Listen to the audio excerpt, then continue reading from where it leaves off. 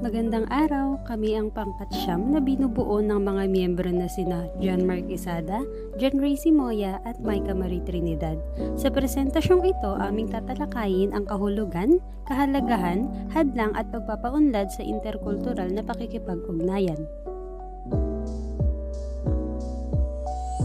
Ang salitang interkultural na pakikipag-ugnayan ay tumutukoy sa mga relasyon, pakikisalamuha at komunikasyon sa pagitan ng mga tao mula sa iba't ibang kultura. Ito ay naglalayong magbigay daan sa pag-unawa at respeto sa pagkakaiba-iba ng mga kultura at tradisyon. Mahalaga ang pagkakaroon ng interkultural na pakikipag-ugnayan dahil ito ay nagbibigay ng pandaigdigang kapayapaan, pag-unawa at respeto sa iba, napapalago ang kaalaman tungo sa ibang kultura at pag-unlad sa sarili sa pagkakaroon ng mas malalim na pangunawa sa kultura at tradisyon ng iba. Mahalaga ang pag-unawa sa iba't ibang kultura.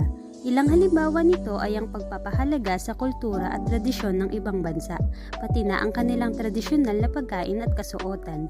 Sa pamamagitan ng interkultural na pag-uugali, lumalago ang ating pagkakaisa at pagpapahalaga sa pagkakaiba-iba.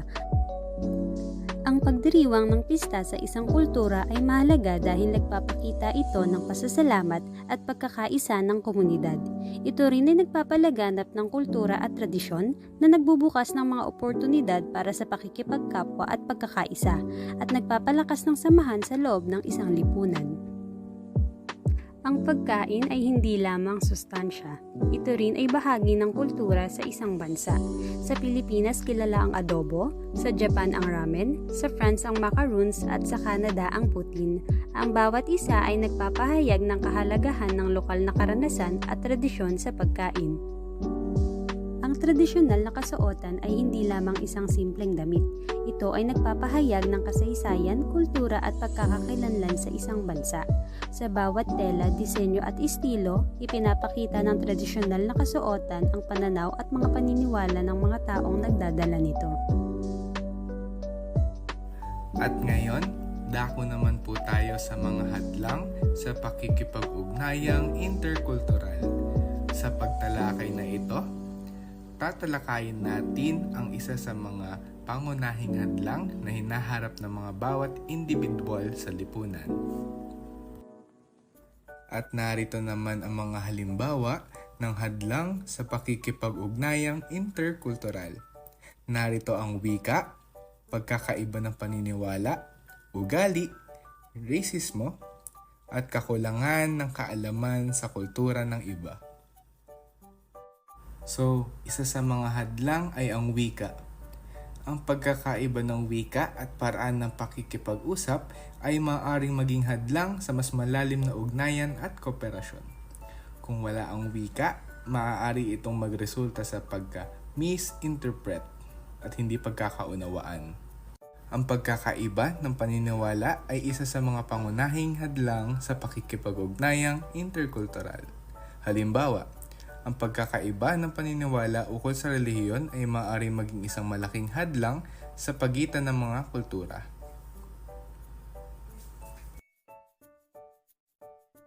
Ang pagkakaiba sa ugali ay isa pang mahalagang aspeto na maaaring maging hadlang sa pakikipag-ugnayang interkultural. Halimbawa, ang mga pagkakaiba sa mga paraan ng pakikitungo sa nakakatanda ay maaaring magresulta sa hindi pagkakaunawaan sa bawat pamilya at individual. So, ang rasismo naman ay malaking hadlang sa pakikipag-ugnayang interkultural.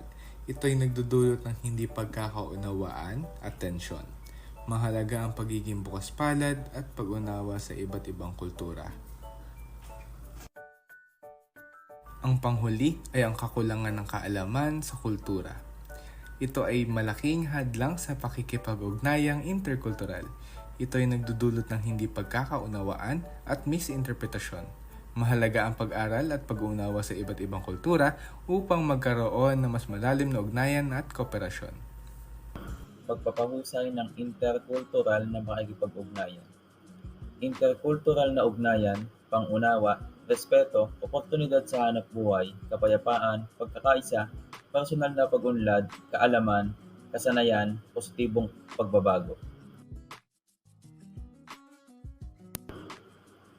Kaalaman sa wika. Ang wika ay pangunahing kasangkapan sa interkultural na ugnayan. Nagbibigay daan ito sa mas malalim na pag-unawa at positibong relasyon sa iba't ibang kultura.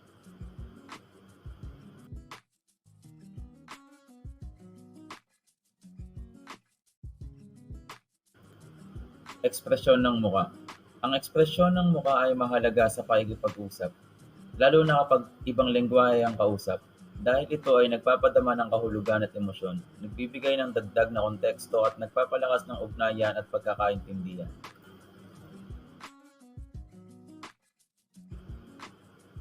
Kaalaman sa kultura ng iba.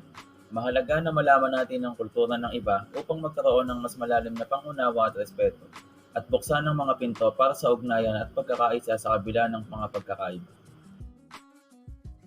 At ang panghuli, ang pagkakaroon ng bukas na isip. Napakahalaga na buksan natin ang ating isip sa pagkakaroon ng ibang kultura upang mapalawak ang ating pangunawa sa iba't ibang tao at kultura. At yun lamang, maraming salamat sa pakikinig.